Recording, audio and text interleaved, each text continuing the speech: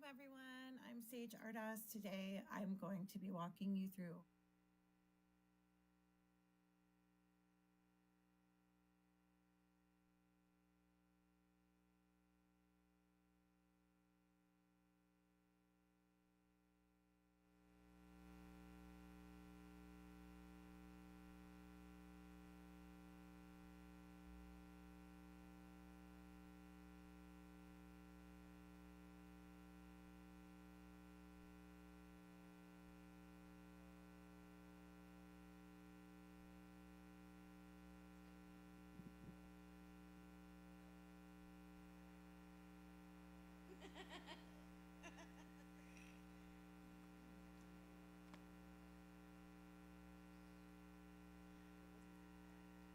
We ready? Can y'all hear this? You can hear? What's happening with this side of the room? Is this where the abundance is? It's going to be skewed. What about that side of the room? Well, welcome. Thanks to all of you for who are here. And we know other people are coming. And we're going to get started with prayer. And y'all going to help me introduce. Who is this? Maureen who?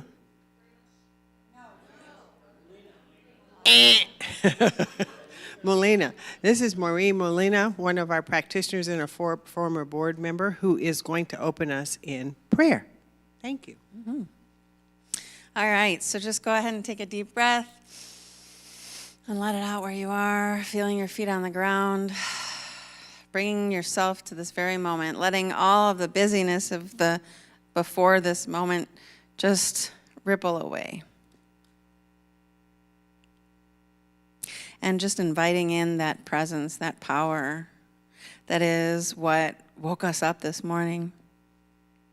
It is our help. It is our fulfillment. It is what fills our bellies and allows the nutrients and minerals and vitamins to absorb into our body temples. And so bringing us into this very moment, being grateful for all that has come before,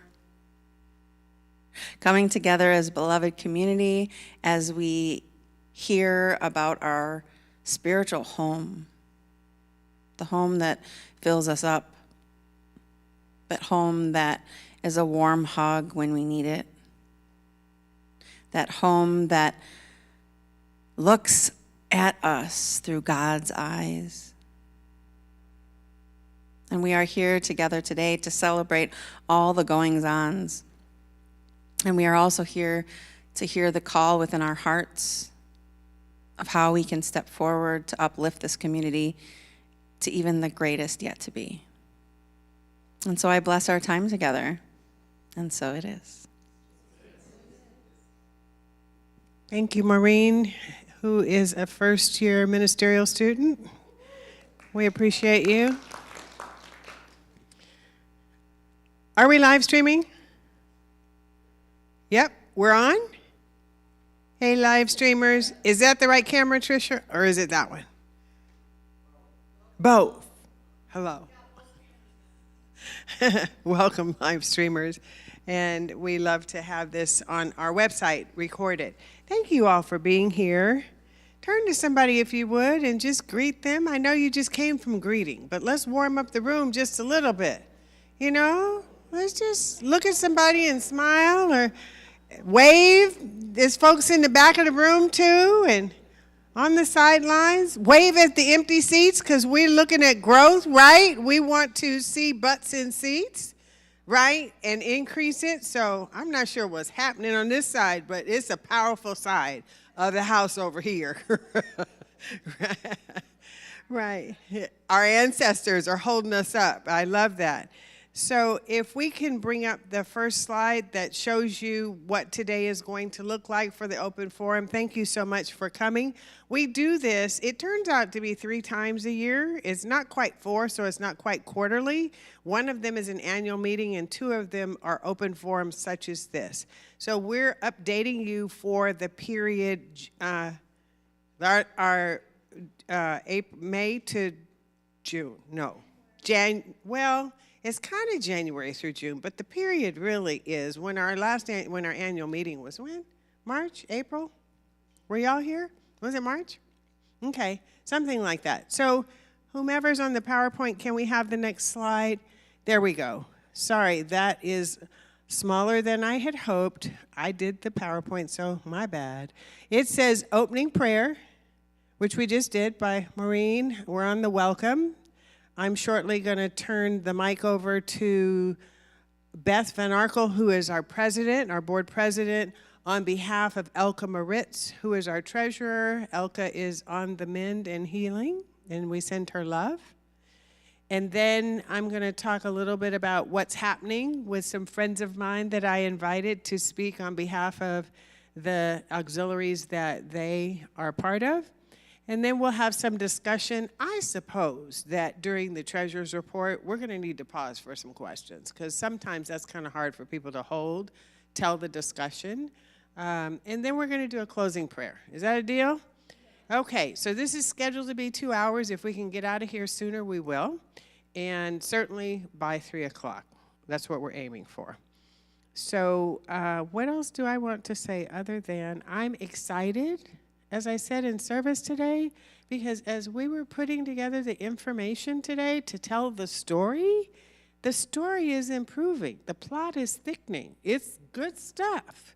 For those of you who have shared with me that you're concerned about where we are or where we're headed, it doesn't mean we're out of the water, but we're headed in a good direction, and I'm excited to help tell that story. So, yeah, you can clap on that. You can clap with her. I do want to thank our AV team. I'm seeing Sylvia and Trisha and Helene. Andy it was Rev Deb, and they did a switcheroony. And so it's Andy now. And who's in the booth? Is it Karen? Yes. Karen and somebody else? And Alice. We want to thank all of them. We want to thank the folks in the kitchen and all of you who brought a dish, who ate, who interchanged with people today. But certainly we want to thank Deborah Jackson. I saw Liza over there, Liza Young. I saw Lula Green over there. Who else was there with her? Did I not say Ruth? Ruth Jackson? I thought that was the first word.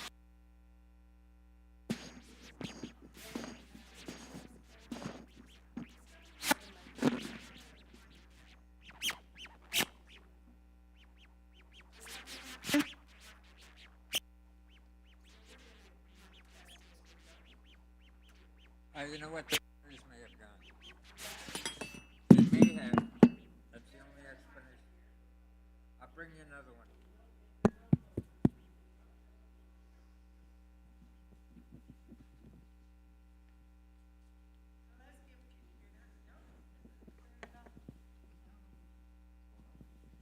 Well, we're going to need. We'll play with it. Andy said we're going to play with it. That's better. I hear it. So I want to thank, and that's part of the story, and then I'll stop, that y'all have given us some suggestions and we've implemented them, like the monthly community potluck, right? We do that on the 4th Sunday, and it's a bring a friend. I saw a lot of friends here today, so thank you for those of you who brought friends. I also heard folks talking about name tags. And we have name tags. Many thanks to Steve Carter, who worked really hard on that one. Thank you so much. So there's other things that we are implementing, and we'll go from there. So with that, I'm going to turn it over to Beth Van Arkel. Let's give her some love as she comes up. You going to do it from there?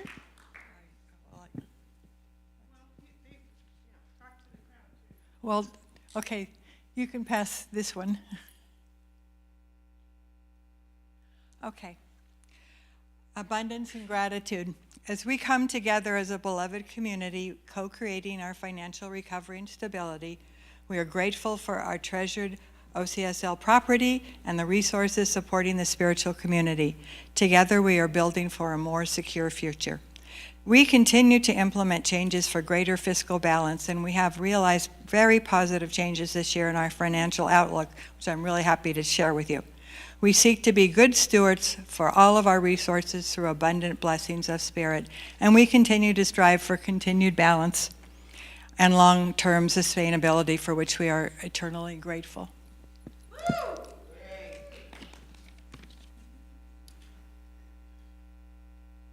Okay, make sure my paper's in the same order as these.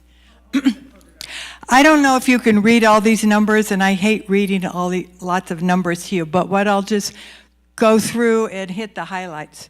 So you can see in 22 our total income was in the 283,000s, and then it went up in 23 to 357,000, and then it went down a little bit to 344,000 in 24. But the good news is, if you look at the next two columns that shows you the first half of this year versus the first half of last year, we have gained $9,490. That's just halfway through this year compared to last year, which last year you see was $173.99, and this year it's $179,829. And for our expenses, back in 22 it was in the 320,000s, and then it went up to 405,000, and then it went back down to 382,000. But the good news is we have saved a lot of money so far this year. We have only spent $175,443, and last year it was $192,155. So we have saved $16,712 so far this half a year. And also the personnel expenses are on here because they're a large number. They were in the 149,000s in 22, and the 224,000s in 23, and now down to 207,000s in 24. And you can see there how we saved $14,209 for the first half of this year compared to the first half of last year. So I'm really excited about that. Everything is looking good there. I'm not going to go on further there. Let's go to the next one. Well, the net. You can see so far this year we're in the positive $4,387 for the first half of the year. And there's a big net change, you can see that. That's worth a hand. Yeah.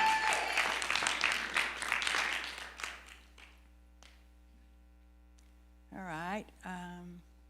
Okay, this is a really valuable one because we've broken everything down for you.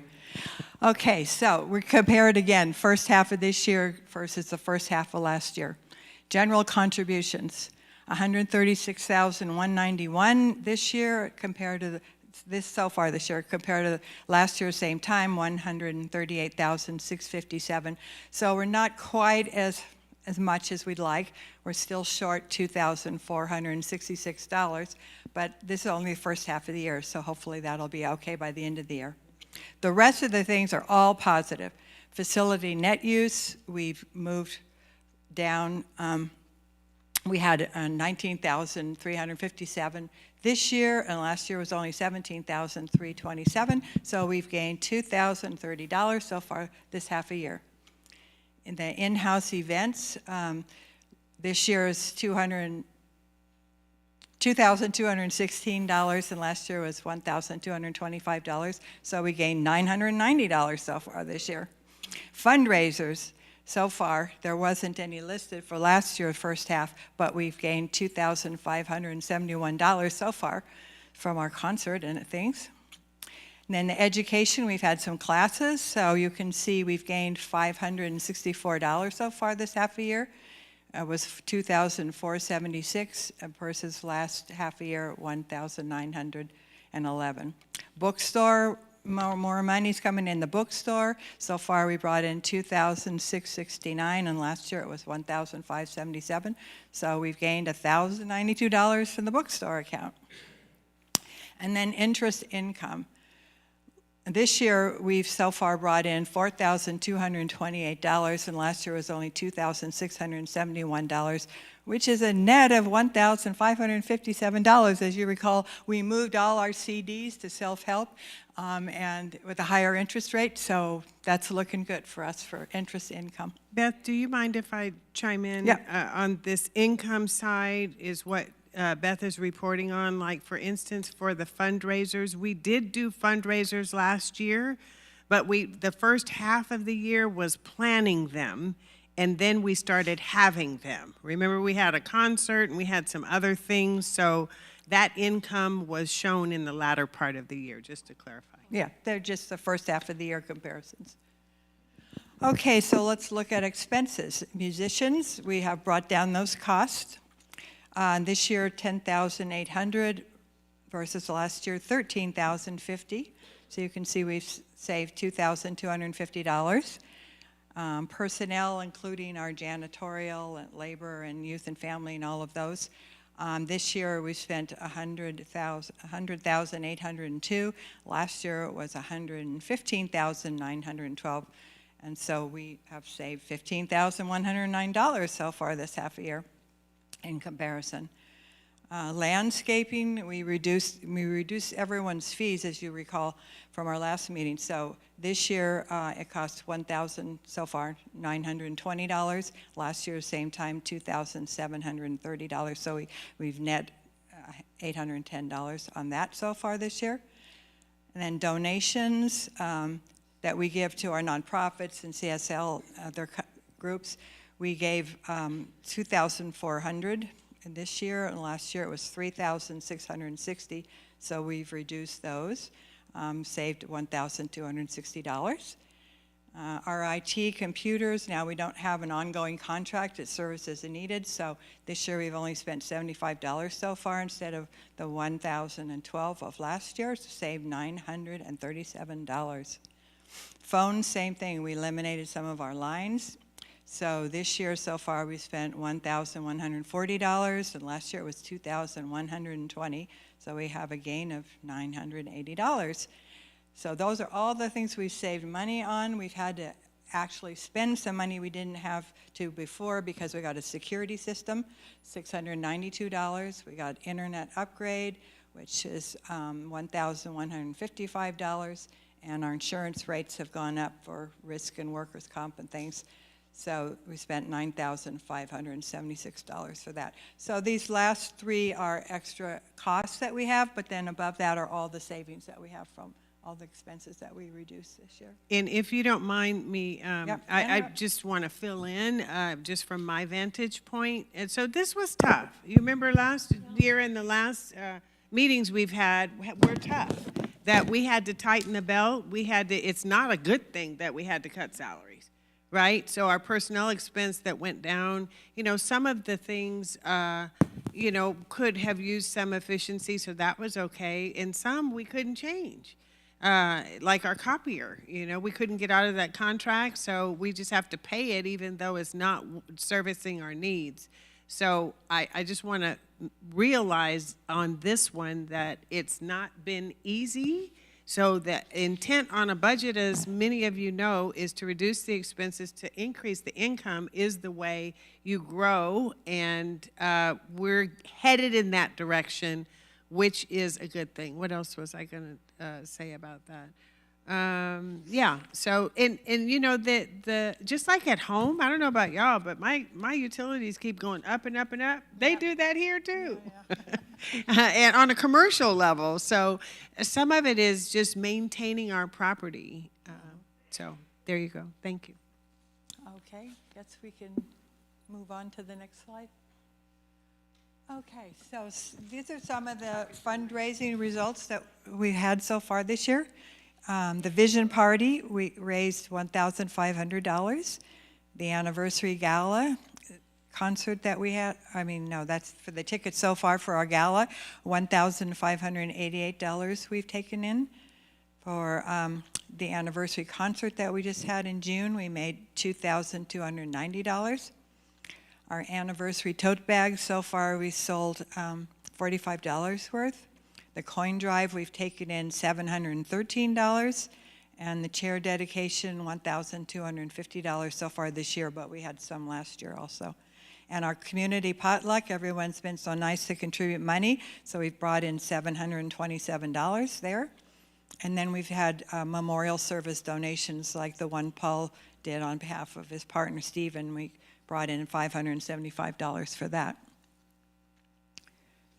And this is one, just to give a plug, a shameless plug, the memorial service. This was the first that I've heard that we did here, where instead of flowers, you know how people say, in lieu of flowers, give to this charity? Paul said, in lieu of, give to Oakland Center for Spiritual Living.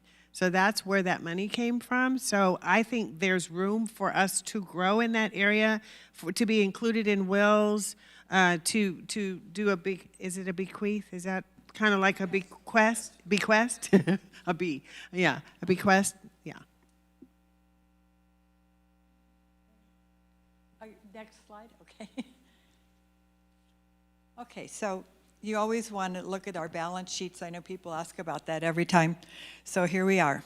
Well, in 2021, our B of A operations account was 101,000 some.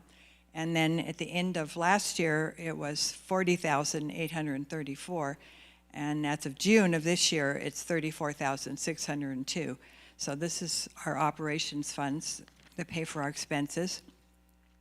Our building fund was 9,066 in 21, but it's pretty much stayed the same because we haven't been using it. 6,753 in 24 and so far this year.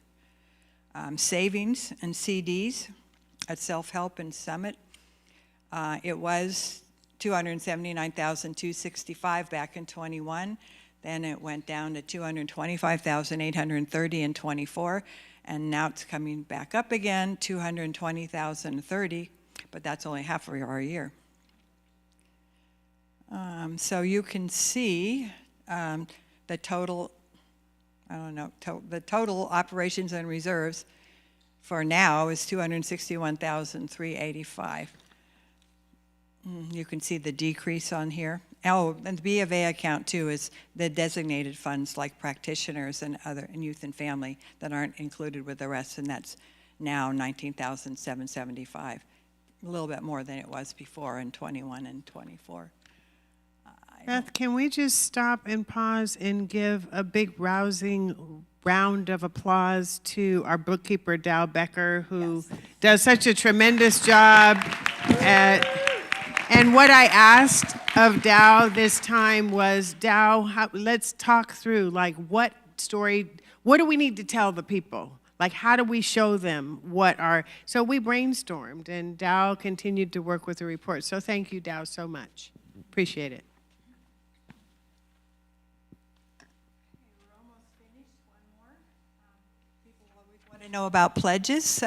So far this year, we have 192,429 pledged with 78 pledges.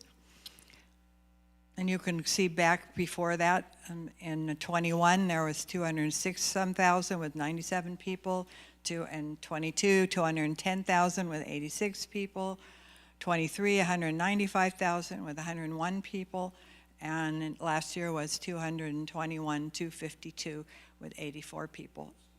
So we're pretty much this close in numbers on pledges. You just need to increase the number a little more to increase our income. But it's looking good. And I'm channeling Robert Leeds, the nerve of me, because he's sitting right there. But Robert is so good at giving us perspective, and really some of which he'll talk about in a little bit, he pulled together a group after the town hall for ideas and different things. And really, I think what some of these slides say is there's only so much we can do with fundraising. To be honest, there's only so much that we can bring in.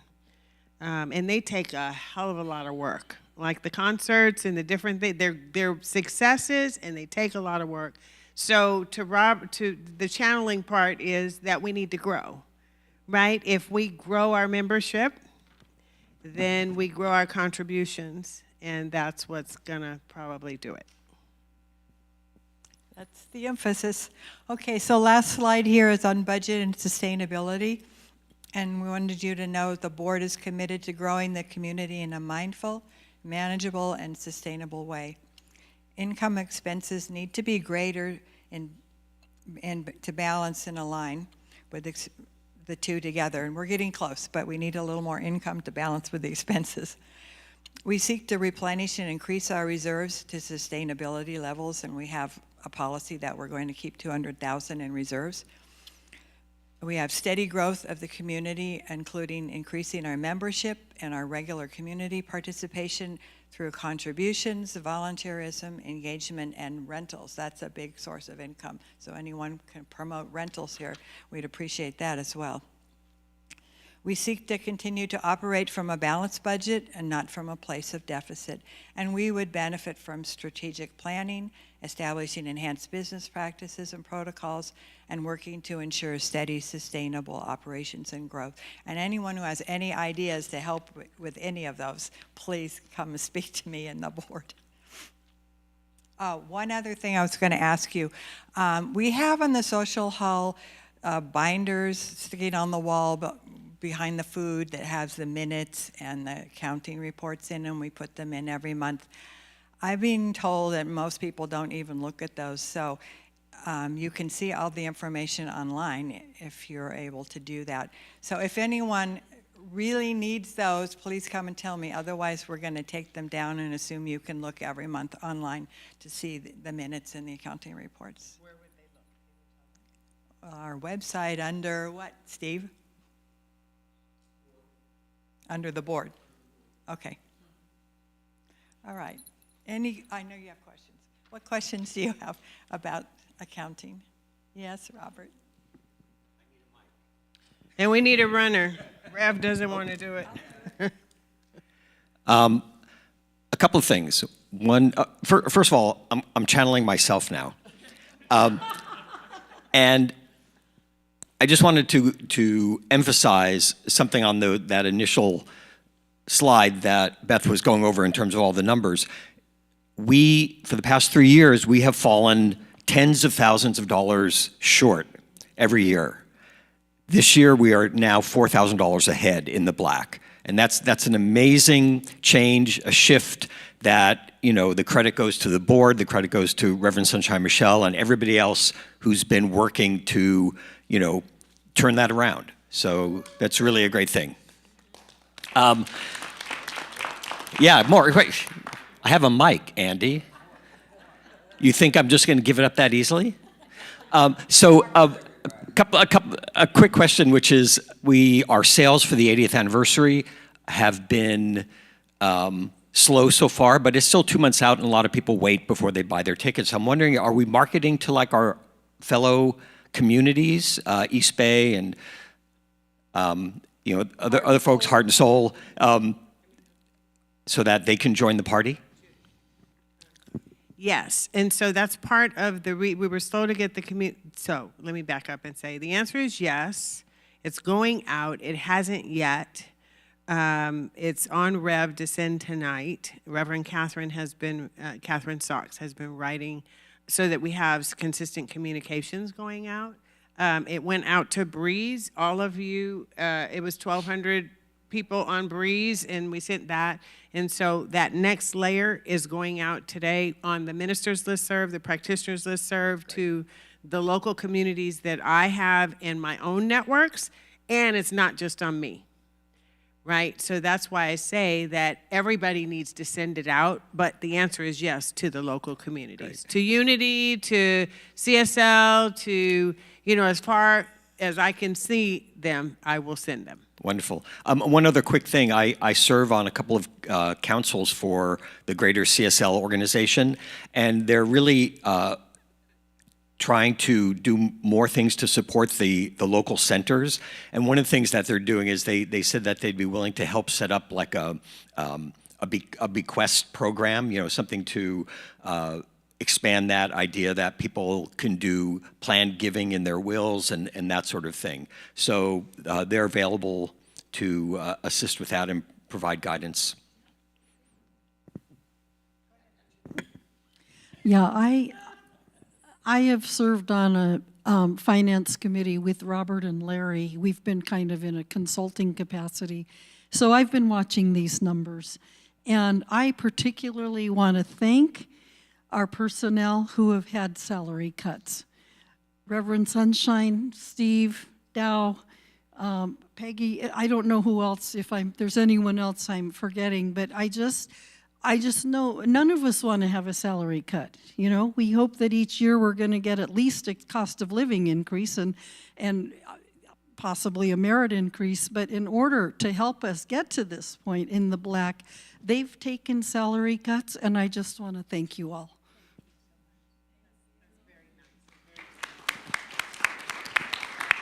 Any other questions on the financials? Okay, then we're going to go forward. I mean, if something brews, if you're anything like me, once I sit on it, I'll come up with something. So we'll be able to, pardon my seat, we'll be able to have you ask your question soon.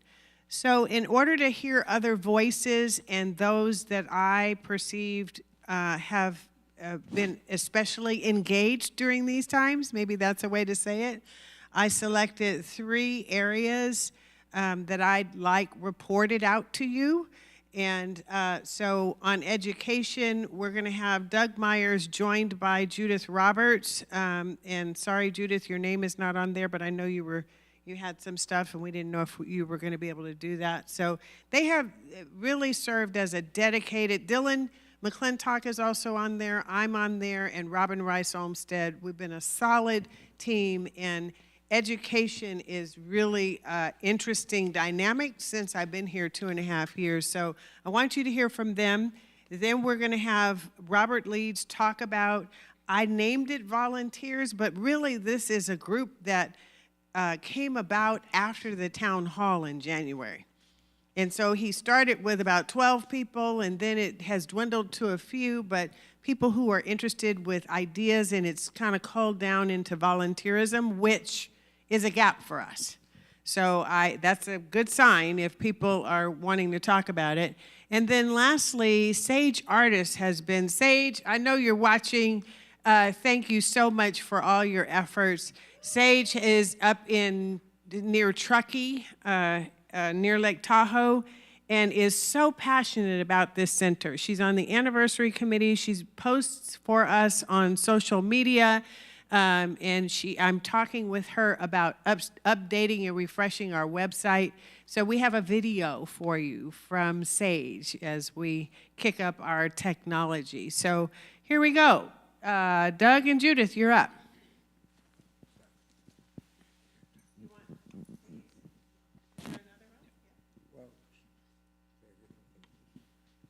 And we welcome Doug back. Doug's been out on a surgery, and he's back. Do you want a chair up there? You okay to stand? No, I'm good. You good? So let's welcome Doug back from a long time, and Judith. Yeah, so thank you. I will start. I'm going to talk about the past workshops that we've had this year. We had Susan Brucker and I conducted 2 quick start classes. And we recently did a spiritual mind treatment class. And we're going, well, Doug will mention this, what's coming up. But we are anticipating doing another quick start class soon in the fall. Maureen, just last Sunday, presented Stand in Your Truth, the Spiritual Practices of Boundaries, as a workshop. And we had an author series where we had 2 sections of an author series. I want to talk about certificated classes, which we will be presenting. And because everybody may not know what a certificated class is, I'm going to read to you what the website, the CSL website says about certificated classes.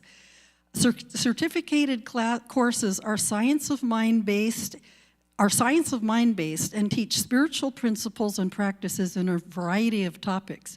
Students of certificated courses are registered with the Spiritual Development Education Department and have a permanent student record with Centers for Spiritual Living.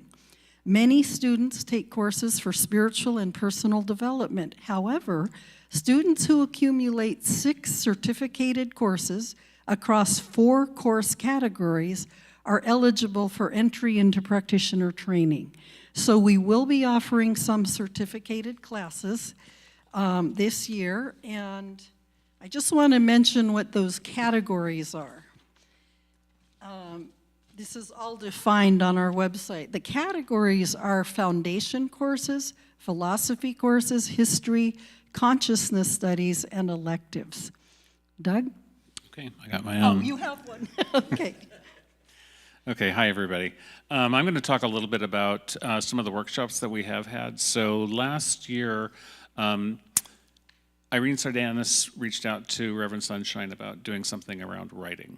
And in December of last year, we had the opportunity to launch our first author series. So we were able to invite Susan Urquhart Brown, who's a practitioner here, Eleanor Vincent, Irene Sardanis, and Reverend Ikea. Oh, Reverend Ike. Yeah, Reverend Ikea Param. So they were our first batch. We had a second author series in February, and we had Mark Juarez, Dr. Jean Hightower, Reverend Verona Garland, and practitioner Marnie Curie, who wasn't able to be present, but she created a video as well. And both of those sessions were facilitated by my partner at the Diversity Circle, Sridevi Ramanathan. And for things that are coming up, next Saturday, just for fun, if you're interested, there's a denim dyeing crafty afternoon that you can participate in. The following Sunday, Irene Sardanis is going to be presenting Sit, Write, Down. So this is sort of wraps up our writing workshop, if you will, for the year. We also have the Women's Spiritual Empowerment Group, thank you, facilitated by Reverend Jerry and Reverend Catherine.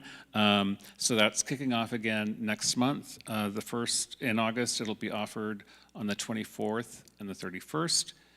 In September on the 14th and 28th, and in October on the 12th and 26th. And I just want to quickly just give a shout to the Diversity Circle and also the Social Justice Ministry. They're not exactly part of the education team, but they both afford us ways to learn about things that impact us personally and in the world at large. Oh, right. And also next month is a visioning workshop that Reverend Ikea Param is going to be facilitating. And that is August 23rd. August 23rd. This is 16th. Yeah. Oh, it might be. Yeah. Saturday the 16th from 10 to noon. Judith alluded to the website. So at the OCSL website, if you click classes and workshops, you'll see two links. One of them is a link to put forth a proposal. So for example, Irene did that for her writing workshop, Ikea for visioning, Maureen for her spiritual boundaries. So if you have an idea and you would like to make a proposal to the center, please go there and you can fill out the form. Not every presentation is going to be approved, but you know, if it fits into our philosophy, then it might. And the courses that Judith spoke to, it says Path to Practitioner, but if you click on that link, it will open up the chart of all of the courses that she talked to or spoke of.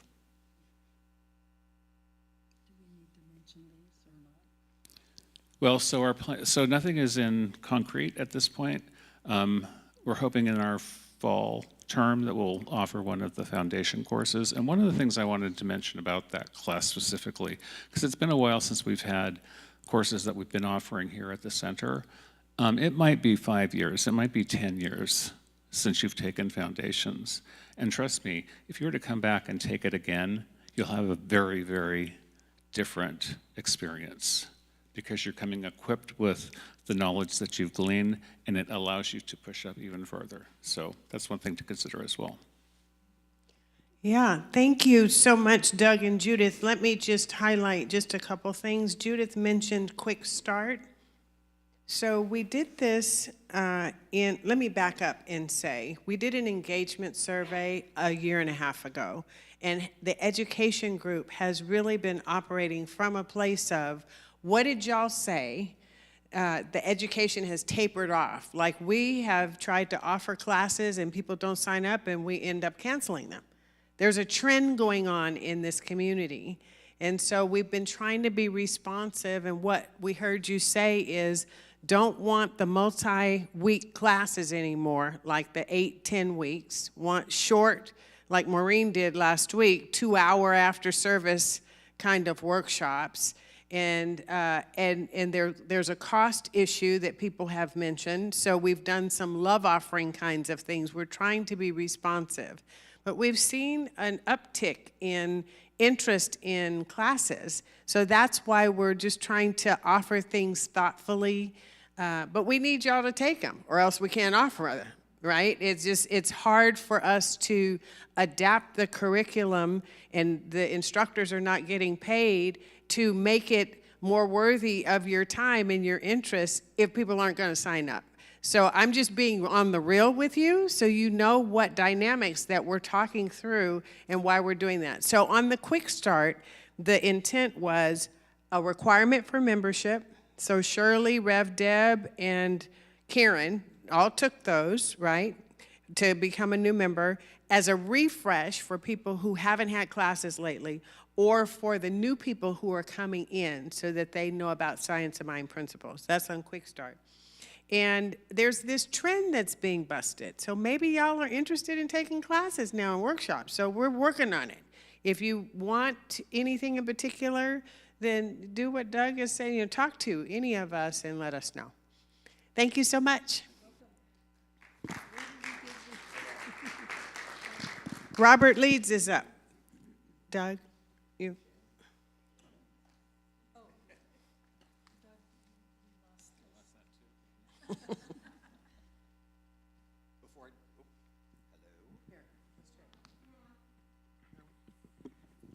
Hello. Well, before I jump into my topic, I just wanted to piggyback on something that Doug said, which he talked about the value of repeating a class if it's been a long time since you've taken that class, and that's absolutely true. And CSL Home Office is redoing the foundations class. So it'll be a new curriculum. So if it's been a long time since you've taken it, that new curriculum can provide a whole new experience.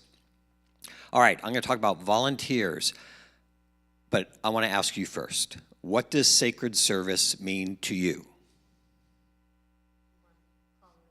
Yeah, call it out. What does sacred service mean to you? Giving back? Love. Pardon? Showing up. Supporting.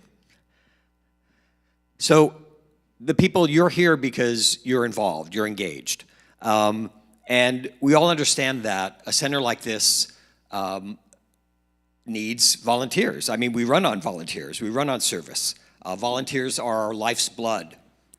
And it's also important to remember that this is a co-creative process, that it isn't just about assigning you a job. You go do this. It's about us coming together to create a thriving, beloved community with even more connection, more fun, more inspiration, and more fulfillment.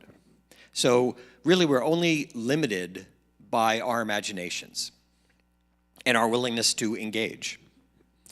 So we had a community meeting back in January. We had a town hall to generate new ideas to grow our center. And many good ideas came out of it. In fact, I've got pages and pages of ideas that came out of that. And we had a couple of follow-up meetings intended to implement some of those ideas. But during those discussions, we realized that we were kind of putting the cart before the horse. That what really became clear was we needed to create a process, a structure for supporting those volunteer efforts, for matching where the services were needed so that the right people could engage with those needs. So I started working on a system to facilitate this process, and I didn't want to reinvent the wheel. So I reached out to some people who had worked with Sacred Service before, Andy being one of them. He's lurking back there. Aaron also has done this. So I'm really grateful for their guidance and for their suggestions. I also want to thank Nancy Hester, who has graciously volunteered to assist me in this project. So to begin with, we need to get information from our members on what their skills and interests are, which is what that form is that I passed out to you, which if you can fill it out today and give it back, great. If not, we'll be asking people to do that in the weeks to come. And that way we have all the information in one place about people's skills and what their interests are. The next step, or I guess it's kind of a parallel step, will be to meet with the leads for the various ministries and teams to find out what their needs and opportunities are. And we know that there's long-term and short-term needs. A short-term might just be like a one-time thing like helping out at the 80th anniversary gala. And then there's longer-term commitments like working on the AV team or doing the announcements during Sunday service, that sort of thing. And there also might be opportunities to create kind of ad hoc groups, teams that will work on a specific topic. Maybe we decide we want to do a talent show, and a team comes together just to do that. And we also know that there's going to be longer-term marketing and outreach, community outreach projects so that we can get people in and work to maintain them and grow our community. And then we will have a regular sharing of where those opportunities for services are, posting in the village newsletter, during Sunday announcements, maybe having a bulletin board for that. And we also want to create occasions for members to find out more about the different ministries and what might be a good fit for them. So we'll be looking at that too. Like we've done this before in the past, have like a service day where the different ministries talk about what it is that they do. So you'll be hearing more about this in the months to come. I just wanted to give a brief overview of kind of what's happening and the steps we're taking to get it organized. So any questions?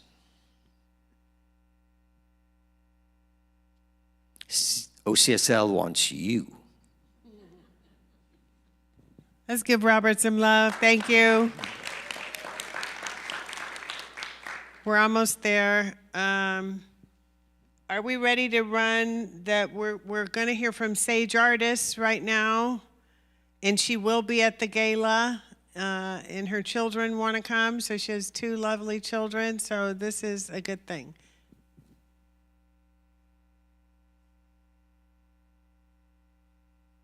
Today, I'm going to be walking you through our social media strategy highlights, what we've been working on behind the scenes, and how I plan to boost visibility and engagement and accelerate participation across all platforms.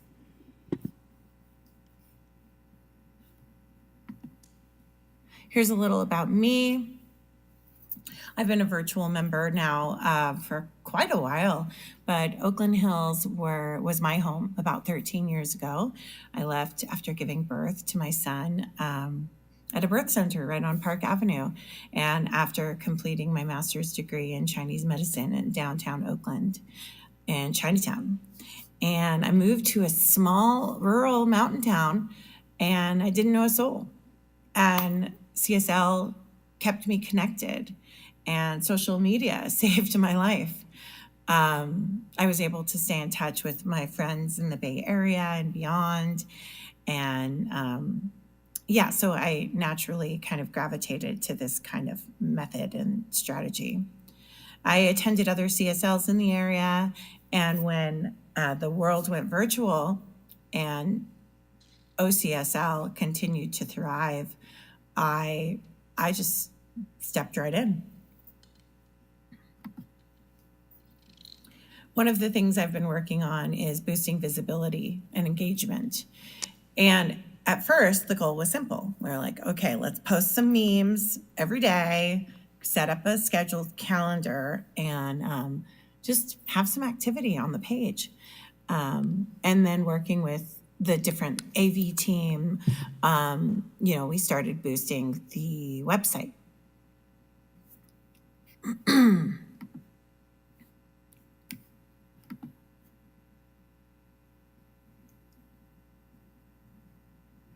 What I've started to do over the course of the few years that I've been, I guess it's been maybe about a solid year that I've been doing this, is looking for those high performing posts, never really know which ones it's going to be, and then boosting those and creating ads around it, boosting the high performing posts, like I said, encouraging likes, shares, commenting on others, basically kind of playing the game of social media, growing community interaction and participation. And what I've also done is create events for different events that we host at Oakland CSL.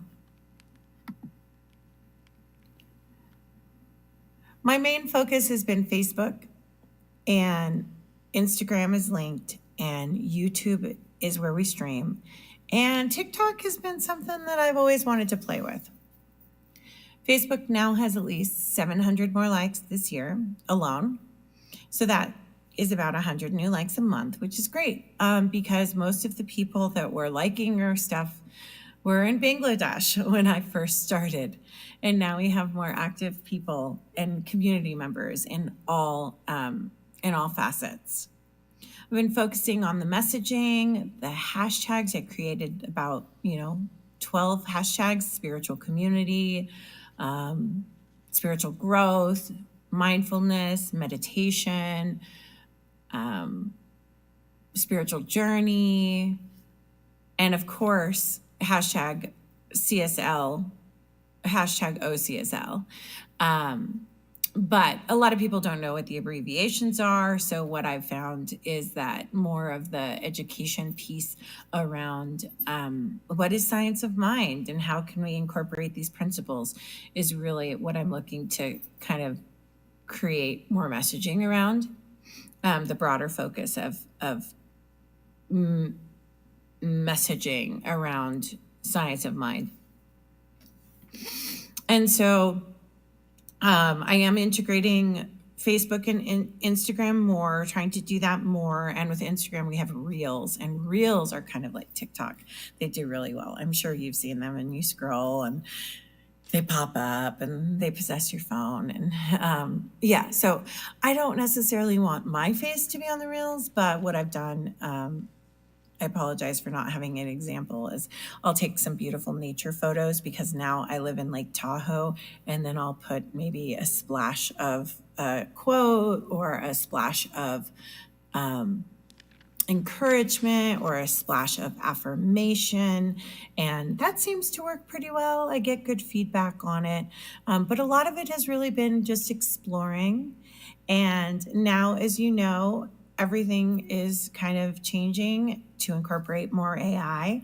And so I've been kind of playing around with that a little bit too. But most of my stuff really remains creative emphasis, partly because I just love it.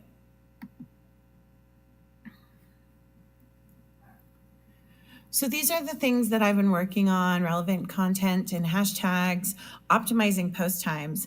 The algorithms tell you, like, oh, your users are most active at this time. And so I will post during that time, and I will plan those posts. And then I'll post ahead of time. I'll program them so that there's at least 2 to 3 posts a week. Maybe a reel a week.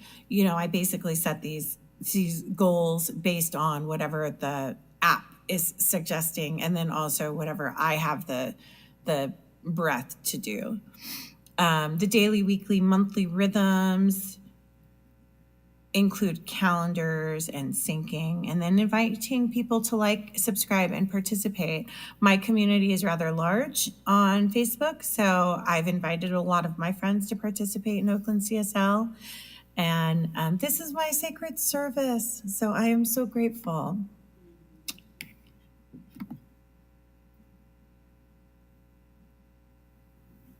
Some of the things I'm working on are working to create more reels, for reach and algorithm boost, updating photos, working with the anniversary committee.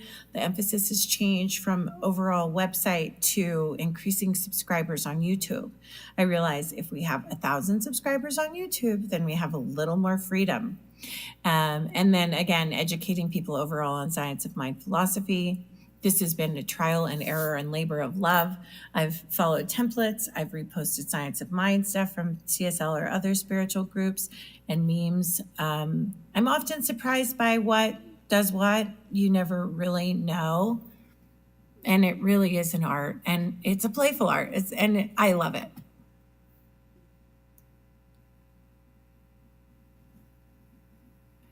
So I think I might have said this. I'm working on simplifying the website and being able to gather more information about who's participating in the lives. We're also working to streamline marketing efforts and fundraising efforts, being part of the anniversary team. I designed the bag. I thought, I want to take this bag to Berkeley Bowl. I want to take this bag to Farmers Market. I miss going to Berkeley Bowl and Farmers Market.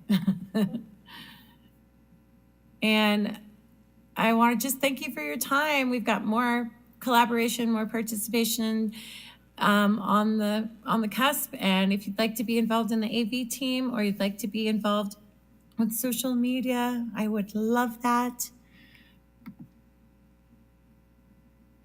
And here's my email and phone number if any of you would like to reach me. And here's a picture of me and my kiddos when they were smaller than me.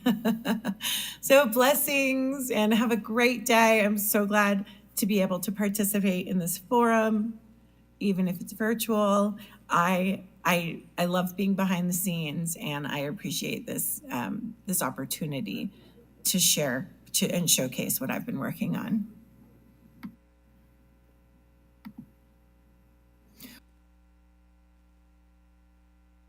Let's give Sage some love.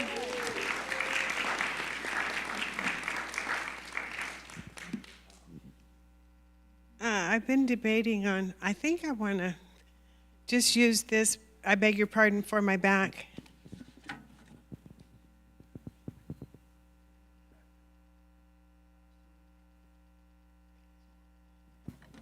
What I wanted to include in Sage's presentation, or right away, then I'm going into community activities and highlights, is that Reverend Elena Hutchinson, Reverend Allie, is working on, she and I have been thought partners for a while now, and just talking about different things, and I'd like her help in helping us understand our online community. We have a regular following, and we want to grow that.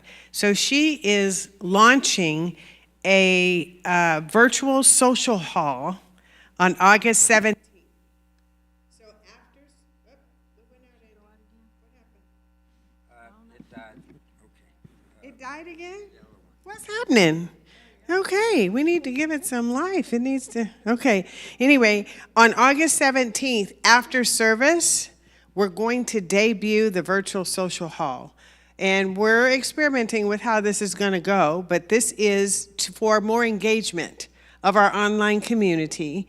And so right before service, Reverend Allie will create a space on Zoom for people to be able to log off of Facebook Live or whatever, or YouTube, and go onto the Zoom room and interact with one another. So we're really just trying to experiment on a couple things to engage our community, and I wanted you to know that. So if we can go to the next slide for community activities and a little bit about my vision, which is the same vision I've been having from the beginning of me being here. I'm going to go through this briefly. I see some weary eyes out there. I know y'all have eaten. You're ready to go to your next thing. I get it. I'm standing in the way of that.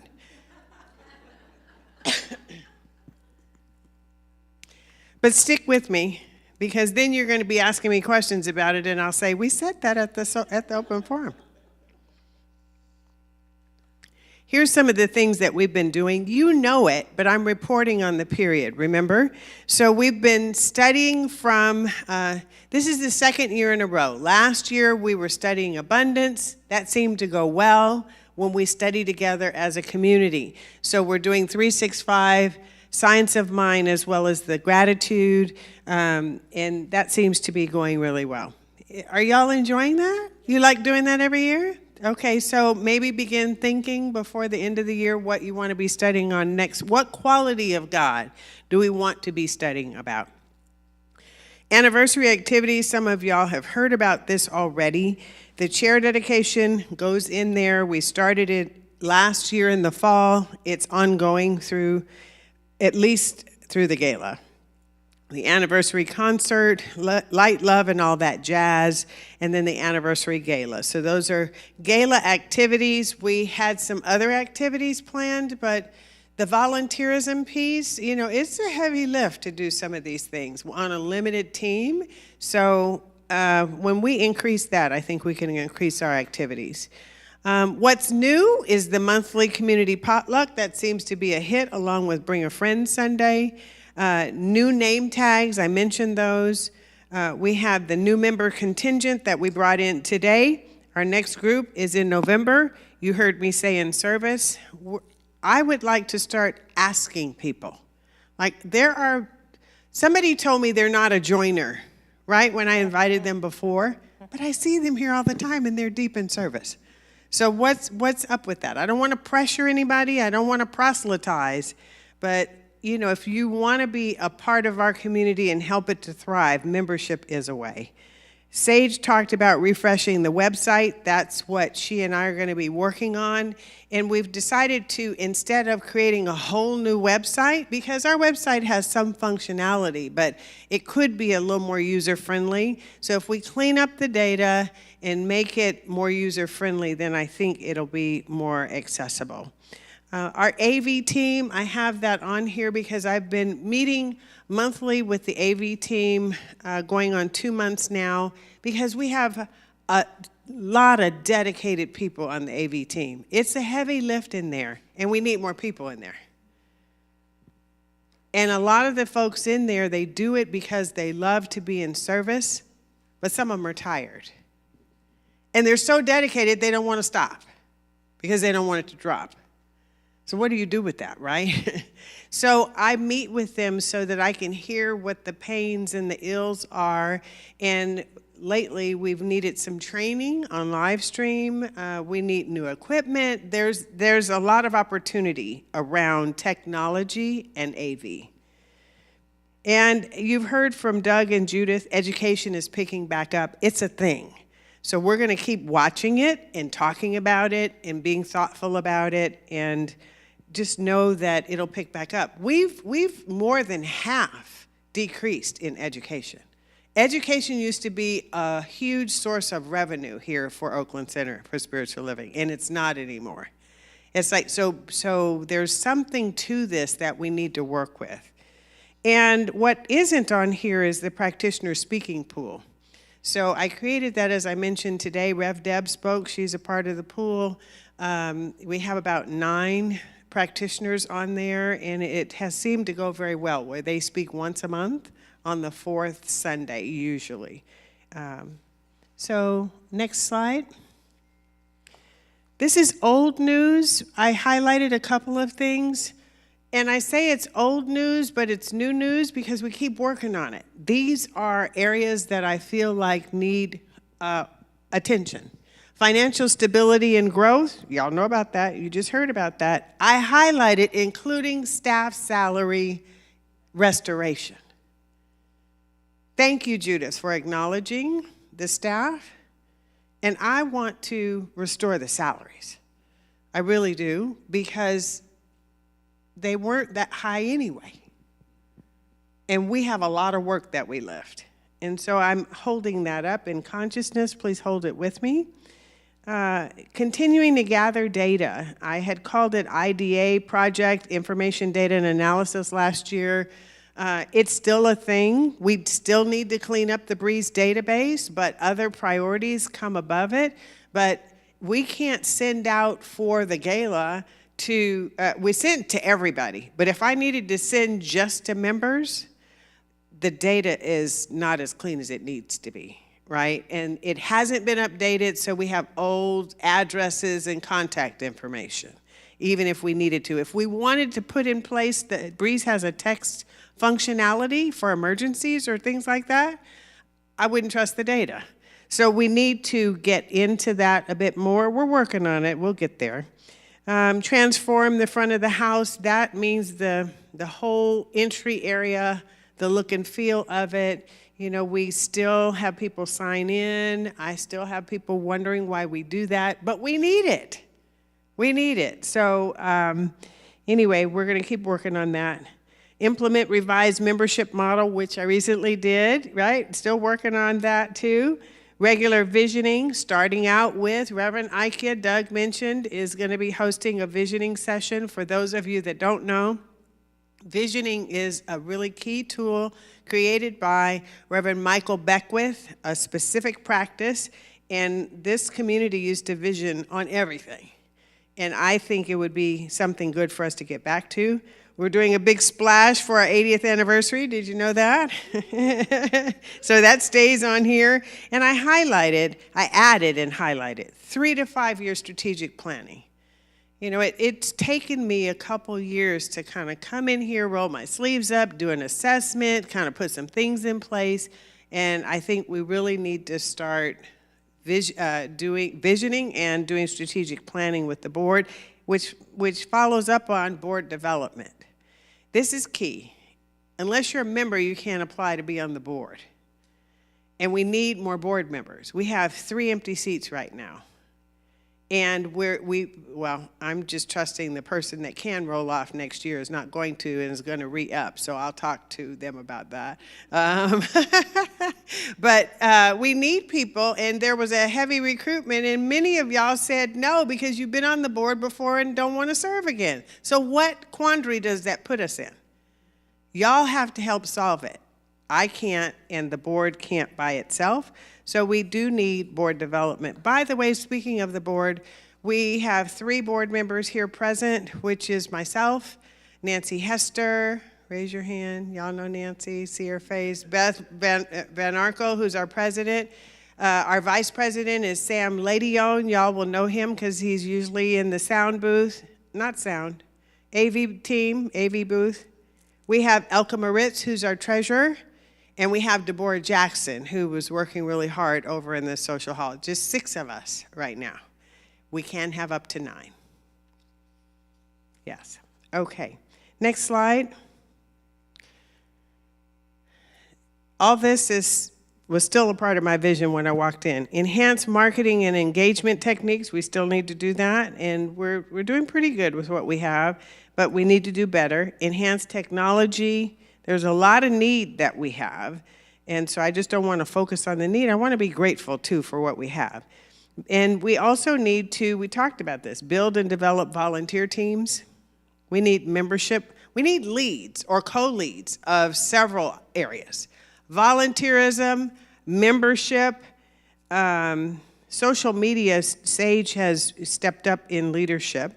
Reverend Jerry continues to love up our folks here when they're under the weather or making transitions and in compassionate care. And, you know, she's always such a giver. We need somebody else doing that as well. Facilities use, our beautiful Susan Brecker told me over a year ago, like Andy, gave me a heads up over a year. I'm ready to step down. And they didn't. They did eventually. So it's a tug of war. It's like, Andy, you told me you want to step down, so step down. You see, he's still back in it, right? He crept into it again. He said, no, I didn't. But same with Susan. Susan has been doing facilities use a long time. It's a hard lift. It's a heavy lift. We need some new blood in here to help those who have been so dedicated to have a rest. I added this, build community engagement, close the gaps in these areas. That's how we're going to boost ourselves, is to get more people in the seats and fill some of these gaps, which if we get people in the seats and we connect them to, not tie them, Robert, to volunteerism, then into membership, that goes together, don't you think? Yeah, active, loyal, and supporting. That's what it means. And host regular listening and discussion circles, which I'd love to do, but you know, you can only do so much. I just wanted to highlight to you that I still have a vision. I'm working on the vision. We're working on the vision. It's just a heavier lift than I thought. Okay, the next slide says discussion and Q&A, and then we're done. Yep, and a hand went up, so Andy's got you, Amy. And board members, I'd love for you to, I hate to put the two here on spot, but you know, it's not just me answering. So I filled out that form, and on it I wrote creative process, because I'm an idea person. So I'm just throwing this out as an idea. We do not have to discuss the details, but if people are engaged and start thinking about it, then maybe it could happen. So this is for the education people. I know I speak personally that I think I would be more likely to do an education if it was in a retreat format. So I don't know if you've thought about doing local, not super local, but a retreat format so that it's a concentrated a few days doing it, and then it's not like this every, you're not making a commitment over 2 months. You might be making a commitment over a particular weekend.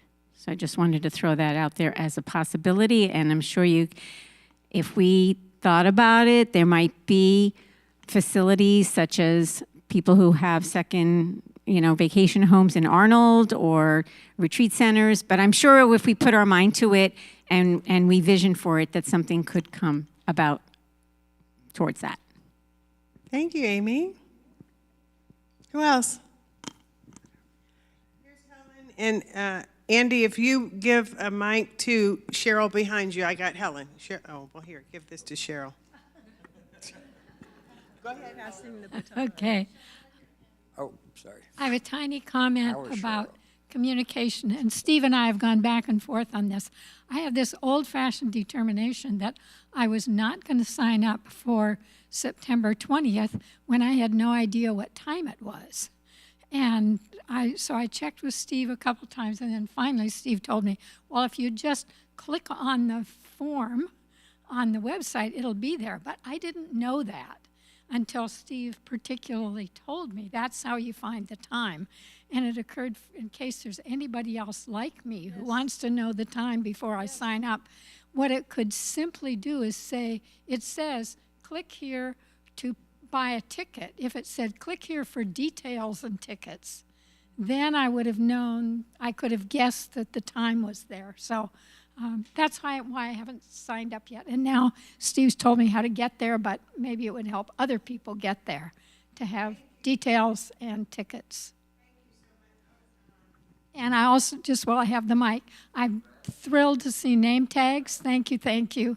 And also delighted to see sometimes we have some words for singing up there, which both really nice.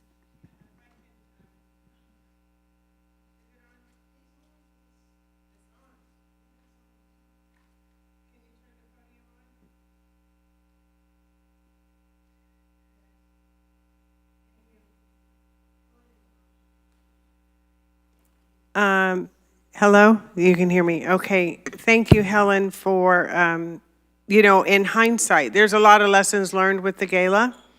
And someone else mentioned, it's been interesting with the committee who's very dedicated, a lot of moving parts, about who is going to be there as well. It's like how to put the information out because it's a lot of information, how to make it concise so that you can see it. So our apologies that it's hard to know what time it starts, who's going to be a part of it. That's why I've started, kind of dropping some hints about that. So we will certainly do that. And there was something else you said, not the name tags. What's the last thing you said, Helen? Oh, the words on the screen. We have tried really hard on that, but that's almost like this, because sometimes the musicians don't tell us enough in advance, or if they do, we don't have the words. So we're still working on that one. Thank you. Yeah. Oh, well, good. Thank you so much. Go ahead, Cheryl. I was going to comment on Amy's comment, and I was going to also comment on developments in the whole artificial intelligence arena, which would help us to maybe use some of our resources a little differently. So first, to Amy's comment, have we thought about going on to things like ChatGPT and asking it questions about how people are currently engaging in learning spiritual information or identifying church and religious centers and so forth? I'm just trying to maybe propose that we, instead of attempting to have bodies at it, that we use the resources that are readily available to help us simplify some of those tasks.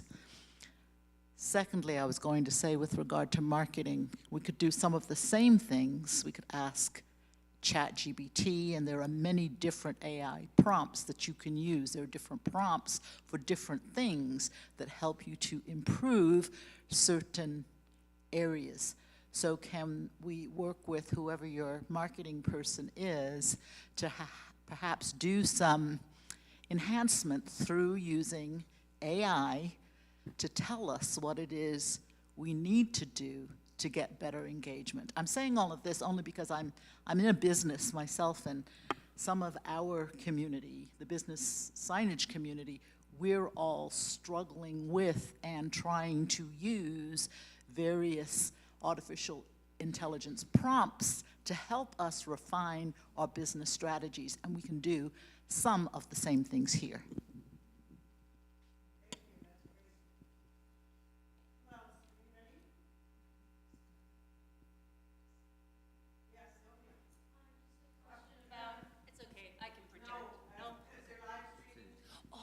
Sorry, I forgot about that. Just curious, for the classes, are Zoom classes part of the possibility? And like, I used to go to a lot of those classes, and I want to pitch for the multi-week classes, although short workshops are great too. Like, all of these things are great, but I want to pitch from my own experience.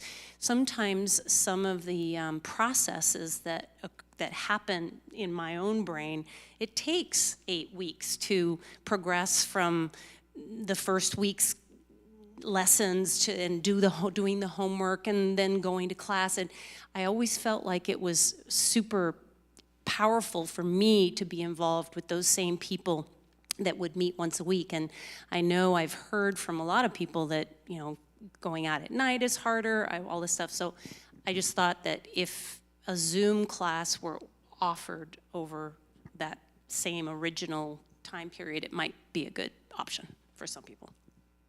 Thank you, Sylvia. Is there anyone on education, let me put you on the spot, that can respond to Zoom?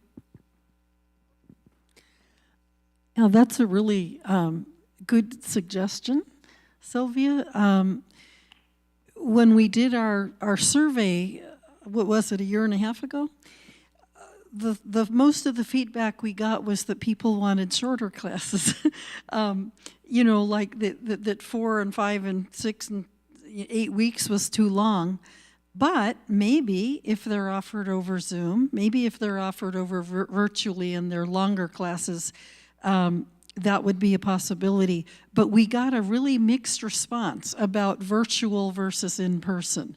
And it might be that we offer a mix.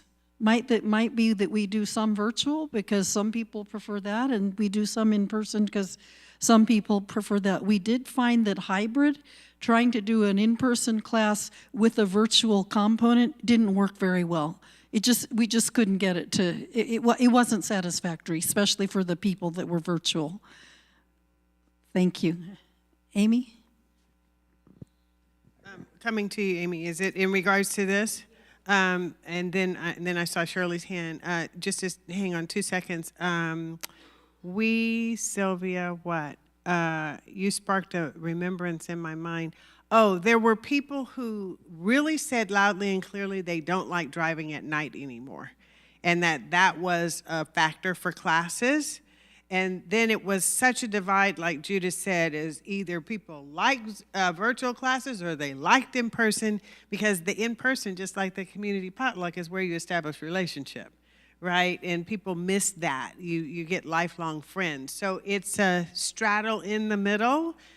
We would need equipment if we really did a hybrid, and then the instructor has to kind of pivot to incorporate both. So that's a growing edge for us, so please be patient.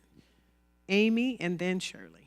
So I'm an educator, and so a hybrid course for me, because I teach a hybrid course, and this could maybe be adjusted, is that some of your classes are on Zoom, but some of your classes are in person.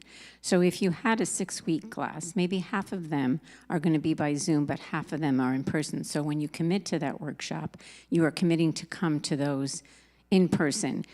And the other one that you're talking about, where you have some people online and some people in person, we don't actually call that hybrid. We call that high flex. But true hybrid is that you could have a combination. You might get more people who could commit to driving at a specific time.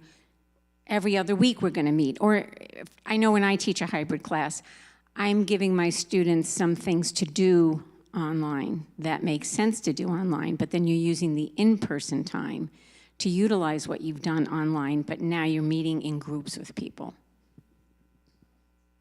Thank you. Before you go, hang on, no. Is yours about education? Okay, is yours?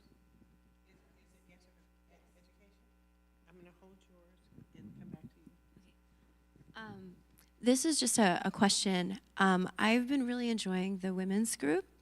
But I have a 6-year-old, and it means when I have to leave her at home, or childcare is difficult. So I was wondering if there is a possibility that could be talked about, if there is an option for that, or should I just, I'm not sure what to do, because I don't want to I want to bring her to church with me.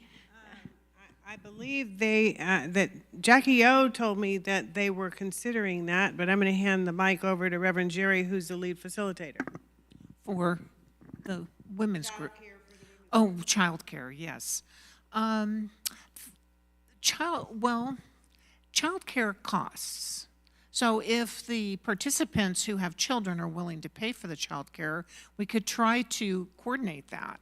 That seems to be one of our concerns to offset, because the love offering that we get for the women's group goes directly to the center. Reverend Catherine and I donate our time completely, and the center is providing us this beautiful space. So if we were to take that money and put it toward childcare, then we wouldn't really be satisfying our desire to support our community as well. So I don't know what we can do about that. If anybody has any ideas or has any childcare people who would be willing to support us when we're having our meetings, we could give that a try. But I do know for some of our mothers in the women's group, that is a concern in being able to be in the group. And it's a powerful group, and it's really important to be together. And I'm always open to ideas. I know we've thought about it, and it's a dollar and cents thing at this point. Yeah. Thank you, and thank you, Peggy, for moving me out of the way. We don't want the camera to miss Reverend Jerry, that's for sure. Go ahead, Shirley. Okay, I'd just like to speak from the perspective of somebody relatively new. When I first came, I came to one of these meetings. I think it was 6 months ago, maybe a little bit more, and I raised, along with others, some of these issues about membership in particular, like name tags. I know a lot of people who talked about name tags, like the new members being taken in, like the way we deal with visitors. And I want to say that it's really heartening to see how this has come together and how it's working. And I think we still have an opportunity to do a lot more. I think membership is like the the top of the pyramid. And if we can get that right, so many other things like finances and volunteerism, as you've already said, fall into place. So I would like to continue to volunteer for membership efforts.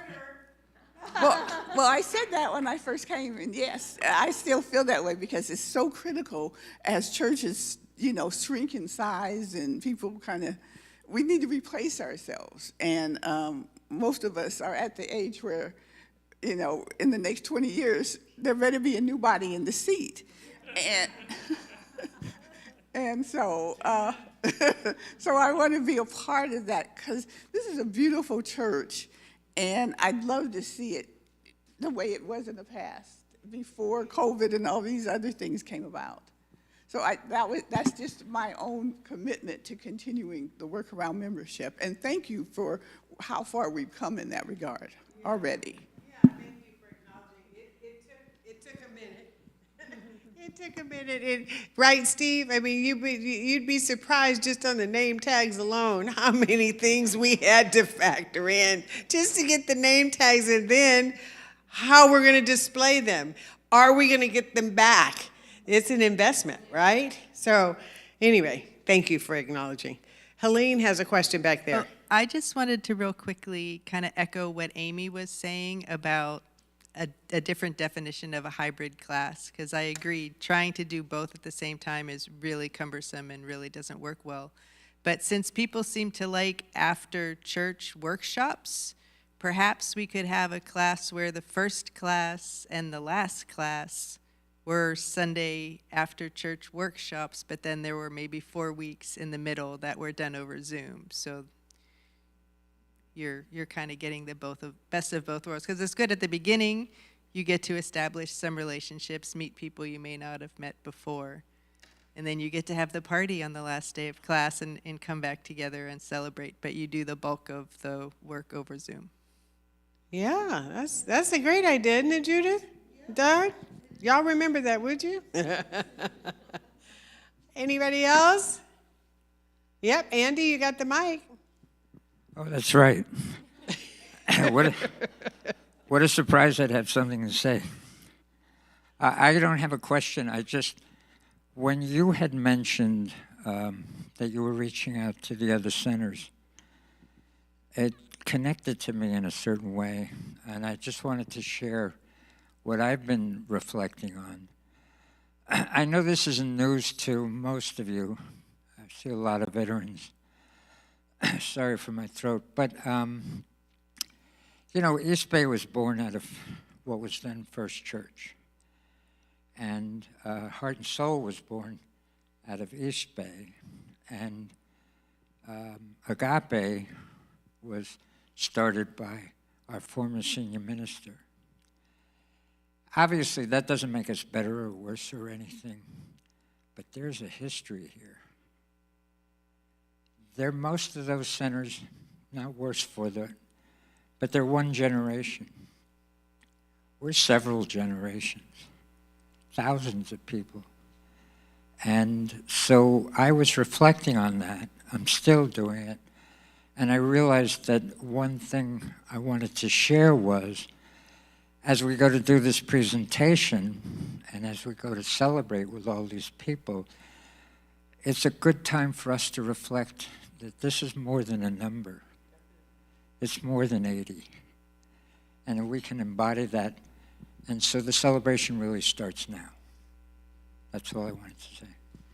Yeah, it's a great point, Andy. Actually, Reverend Jerry and I have the task of, we've already started with the variety of people that we want to be sure are included on our list to say this is our 80th anniversary. And oh, by the way, Rev Deb is doing a video montage and a pictorial montage, and we're asking people and trying to figure out the right ways to receive the media for people to do congratulatory clips, which is common for people to do on anniversaries. And so there are various people of the communities that you just talked about that we'll be honoring, right? We couldn't do an honoring thing without, a celebration without honoring Reverend Eloise Oliver, who was, she wasn't a senior minister here, but she was an assistant minister, and she left from here going down East Bay to lift them up, and look what happened with them.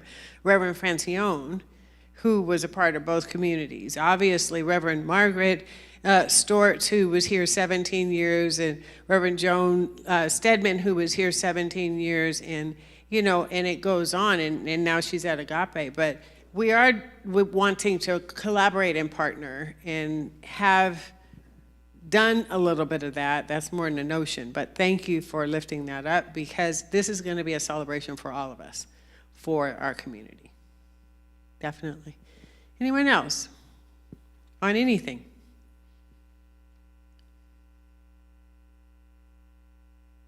Karen's not back there raising her hand, is she? Nope. Karen or Alice, because we're not watching the booth. Yeah? Mm-hmm.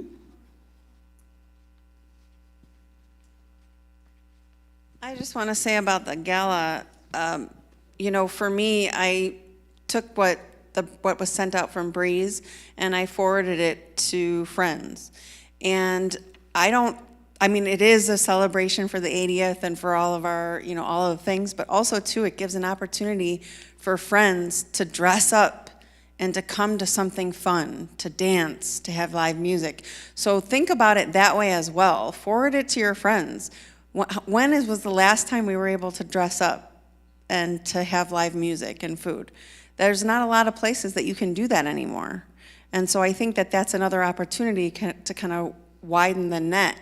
And so, yes, it is a spiritual event. Yes, it is all those good things. We're celebrating the 80th anniversary, and we're also getting an opportunity to just have fun together. So, yeah, thank you, Maureen. And I see Reverend Jerry is going to have the next word. I don't know if you're going to say this, even if you were, and I'm going to steal your thunder, say it again. We were talking on the anniversary committee. By the way, who's on the anniversary committee here? I know Nancy Hester's here, and Reverend Jerry, Rev Deb, Shirley, myself. Who are we missing? Sage is on there. Gabriella. Ernestine, Calvin from Heart and Soul. Talk about a collaboration.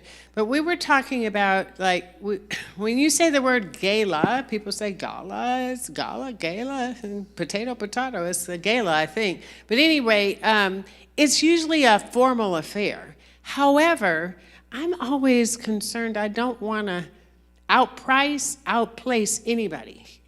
I want them to show up. So we were talking about your best festive dress, even, just to add a spin on that. Like, even if that's not dressed up, like some people might do in black tie or whatever it is, you know, so that everybody can come. I don't know if you were going to say that. Is this on? Okay, hello. No, that's very true, though. We're not saying this is a black tie event. We're saying this is a gala. Come in your best dress, whatever that is, right? But that's not what I was going to say. I was going to piggyback on Maureen because I've posted on my Facebook page about our gala. So if everybody posts on Facebook, you'll reach out to more people as well. Yeah, and we have the, you know, I understand some people, you know, kind of gasped when they saw some of the sponsor prices. And if people can sponsor us, we want to ask for it. We better ask for what we want, right? And that's why we're also, you heard me drop a hint today, if you were listening, that we're going to have a community ticket available through the sponsorship for people who cannot afford to come. Because we want everybody to come, if they want to come. Maybe we can't afford for everybody to come, and we're going to do our best. And you know me, I like a sellout. So it'll be lovely, won't it? Wasn't it great at the concert and at all the places to see the place full? It reminds us of old days. So anyway, thank you for all the comments. Anything else, Miss Grady? You got some wisdom you want to say? I just because I love you, don't let me put you on the spot. But you know, Miss Grady is known for Grady-isms. She has lots of words of wisdom. I just want to hear whatever you want to say. Well, I'm just thinking about me and everything that's going on in our world, and I've decided that I can pray, I can vote, and I can love. Did you hear that? That's what she can do at her way, is pray, vote, and love. Now that's an affirmation for you. Coming straight from Miss Grady Noble. All right. Going once, going twice, because if you don't have anything else, it's going to be time to say thank you and pray out. We all good? Yep. Anything on the what do you call it? Live stream? Anything we need to say from the live streamers? Are they piping in? Do we have anybody on live stream? No questions. Is anybody on there, Alice? Okay. Hi, live streamers. Thanks for being here. And so here's what I want you to say. I want you to know, thank you so much. I really mean it. I am not shooting you. I mean it. Stay engaged and participate, because we need you. We really do need you. Invite your friends and family. I think that's what Maureen and Jerry were saying, is let's build beloved community together, which we are doing. I believe we are doing. And with that, I've asked Judith Roberts if she would pray us out, and she said yes. So Judith?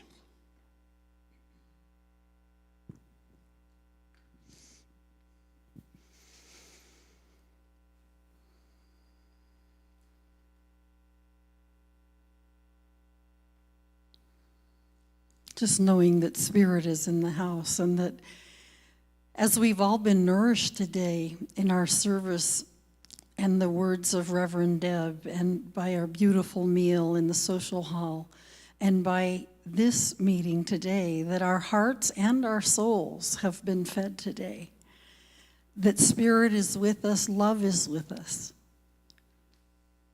And so we pray and we love. We pray and we love. And we act, we treat, and we move our feet. And I know that this community is blessed with abundance. This community is blessed with inspiration. This community is blessed with love. And it is Spirit. It is Spirit guiding each one in each one's unique way. Each one offering time, talent, and treasure to this community so that it grows and it flourishes and it shines. And so we celebrate this. We celebrate our community. We celebrate each other. We celebrate everybody who participated today, who offered and contributed to this forum in any way. And to those who were just here and listening and contributing thoughts and ideas and inspiration, to those who are online, to those who watch this later. We celebrate everyone. We celebrate our connectedness. We celebrate our common good, our common love. Serving each other, serving this community, serving the world, knowing that everything that we contribute from a sincere and authentic place ripples out into the world, ripples out to each heart, and continues to move and move and move like the waves on the ocean, just moves out beyond the community, into the world, into the country, into the universe, and that each one matters. Each little droplet matters. Each person's individual contribute, however small or however large, matters. And so I give thanks for this and the more, just knowing that we are one, and that we are part of a magnificent community, a growing community. And so I invite you to say with me as we celebrate each other and celebrate our community, thank you. And so it is. Amen. Everybody, thank you for coming. Love you. Mean it. Hug somebody on the way out.